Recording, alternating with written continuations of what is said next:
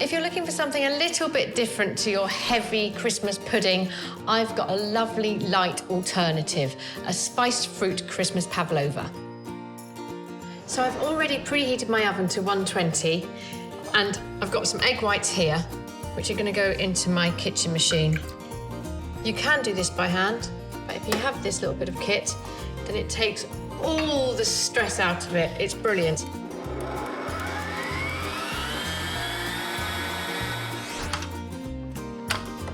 So that's all incorporated. I've got some greaseproof paper here on my tray.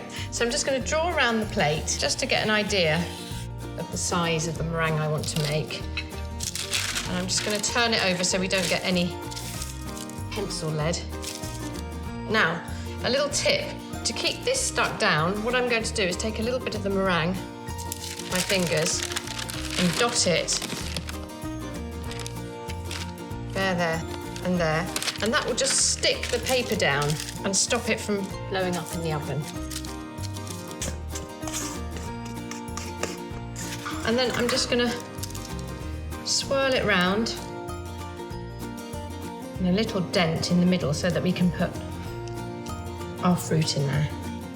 So that's ready.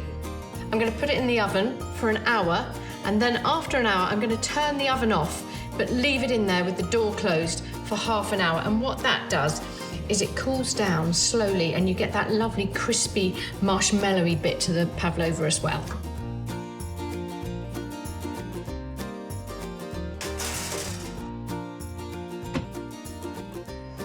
So my pavlova's cooling down in the oven. I'm going to turn on my induction hob and put in my lovely cherries. Now these are just cherries in their syrup. I'm going to turn it on to 5. I'm going to add some sugar and an orange, and I've got some cloves. Now it won't fit into the whole, but if I stab the orange at the bottom with the cloves, then it will infuse into my lovely mixture. That can go in the bottom. And then a cinnamon stick. And I'm just going to heat it up at about 5 on my induction hob. The great thing about this is that it heats up really, really fast. And also, it only gets hot when the pan touches it. So if you've got children around, it's brilliant. You know they're not going to burn themselves. It's also really easy to keep clean. So this has been bubbling away for about 10 minutes or so. And we've got lovely big bubbles and it's really reduced. So you can see there's not very much liquid left. But once that cools, it will turn into a really lovely syrupy glaze.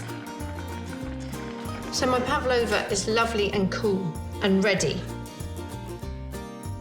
My beautiful cherries that have got all that lovely spice in them and that syrup.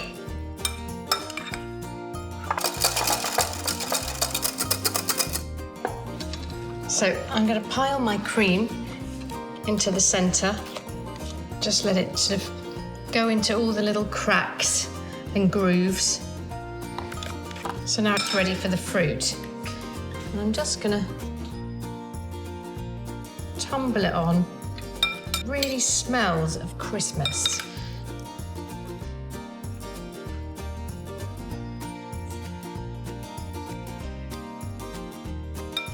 And there's a beautiful spiced fruit pavlova.